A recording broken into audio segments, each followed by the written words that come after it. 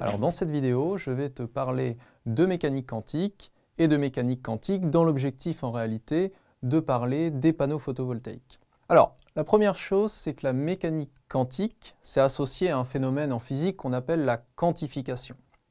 Et en réalité, il faut qu'on regarde ce qui se passe au niveau des atomes. Les atomes, dans le modèle classique, ils peuvent avoir leurs électrons qui sont dans n'importe quel niveau d'énergie. Pour te donner une idée, en réalité, les électrons peuvent être à une distance aléatoire de leur noyau. Et ça fait qu'en fait, le niveau d'énergie atteint par chacun des électrons dans le modèle classique, il est complètement aléatoire et donc on a ce qu'on appelle un continuum d'énergie. Les électrons peuvent prendre n'importe quelle énergie. Dans le modèle quantique, ce n'est pas du tout ça qui se passe. Le modèle quantique, il nous dit qu'en réalité, les électrons peuvent être uniquement à certaines distances fixées du noyau. Et donc, en fait, ils ne peuvent prendre que des niveaux d'énergie qu'on appelle discrets. On discrétise les niveaux d'énergie. Alors, pourquoi c'est important? En fait, c'est important si on s'intéresse au phénomène qu'on appelle l'absorption et l'émission de lumière par les atomes.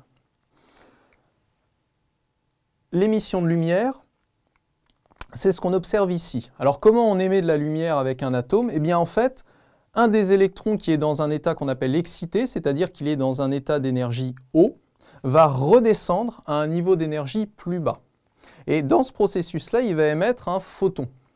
Et ce qui va se passer, et c'est ça qui est très important, c'est que l'énergie du photon va être directement l'écart énergétique qu'il y a entre ce niveau d'énergie, donc le niveau d'énergie initial, et le niveau d'énergie final.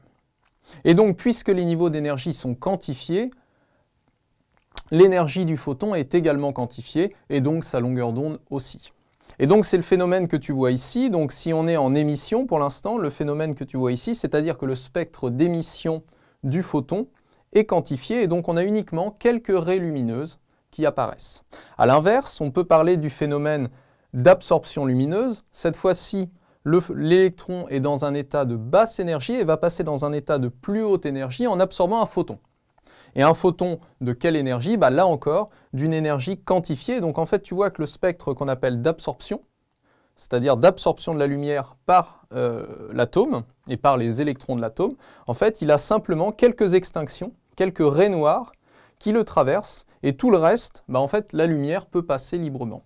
Et donc tu vois que ces raies d'absorption sont en fait exactement le complémentaire des raies d'émission de l'atome. Et c'est normal. Alors, si on va un petit peu plus loin dans notre modèle, on va pouvoir s'intéresser à ce qu'on appelle les matériaux semi-conducteurs. Alors les matériaux semi-conducteurs, c'est un petit peu comme les atomes, sauf que comme on en met beaucoup les uns à côté des autres, on n'a plus des raies d'absorption ou d'émission, mais des bandes. C'est-à-dire qu'on a quelque chose de beaucoup plus large. Et ici, je t'ai représenté, donc en fonction de la longueur d'onde, les différentes bandes d'absorption de différents matériaux semi-conducteurs. C'est-à-dire que sur toute cette bande-là, par exemple, le premier matériau semi-conducteur va absorber la lumière. D'accord? Et là, je t'ai représenté, alors, pour trois matériaux différents semi-conducteurs, et je t'ai représenté en dessous, en rouge ici, le spectre d'émission du Soleil. Alors pourquoi c'est intéressant de regarder ça? Eh bien en fait nous ce qu'on veut c'est que nos semi-conducteurs absorbent le maximum de lumière pour avoir le maximum d'énergie exploitée.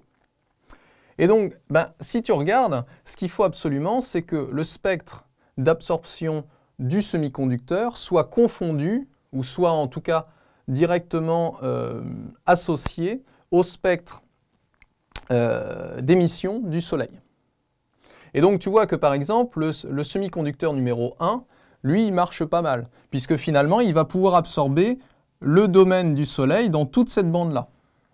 De la même manière, le semi-conducteur numéro 2 marche également assez bien, puisqu'il va pouvoir absorber la bande solaire dans cette partie-là, dans cette gamme-là. Par contre, le semi-conducteur numéro 3, pour le Soleil, il ne va pas bien marcher du tout. Pourquoi? Parce qu'en fait, dans le domaine où lui, il absorbe, en réalité, le Soleil n'émet presque rien. Et donc, ce semi-conducteur-là, il ne va pas être très efficace pour faire un panneau solaire, un panneau photovoltaïque. Alors, le principal semi-conducteur utilisé par l'industrie et par les hommes de manière générale, c'est le silicium. Alors, qu'est-ce qui fait un panneau photovoltaïque en réalité? Un panneau photovoltaïque, c'est un convertisseur énergétique, c'est-à-dire qu'il va convertir l'énergie lumineuse, en particulier du soleil en réalité, il va convertir l'énergie lumineuse, la puissance lumineuse, en une puissance électrique exploitable. D'accord? Donc c'est comme ça qu'on fabrique de l'électricité avec un panneau photovoltaïque grâce à ce processus d'absorption par le panneau photovoltaïque et par le matériau semi-conducteur à l'intérieur. Et dernier point, on va s'intéresser aux caractéristiques courant-tension d'un tel panneau lorsqu'il est dans un circuit électrique. Donc en fait, le générateur que je te représente ici, c'est le panneau photovoltaïque. C'est lui qui génère la puissance électrique. Et ici, je t'ai mis un récepteur. Alors pour faire très simple, on va prendre un récepteur qui est simplement une résistance électrique. Donc tu vois la convention dans laquelle je me suis placé. J'ai mon générateur en convention générateur, justement, puisque j'ai I et U dans le même sens, alors que mon récepteur, ma résistance, est en convention récepteur, là encore, évidemment. Et donc, je peux tracer mes caractéristiques courant-tension. Donc là, je t'ai tracé les caractéristiques courant-tension, c'est lorsqu'on trace I en fonction de U. Je t'ai tracé la caractéristique courant-tension du panneau photovoltaïque, qui ressemble à ça. Et je t'ai tracé ici en vert la caractéristique de ma résistance. Tu sais que c'est une droite puisque j'ai U égale RI par la loi d'Ohm.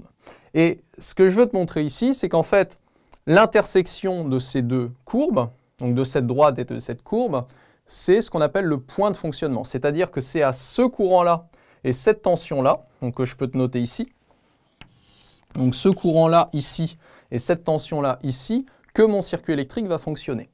Et donc, pour maximiser la puissance électrique, je vais avoir besoin que ce point soit à la fois maximum en courant et en tension.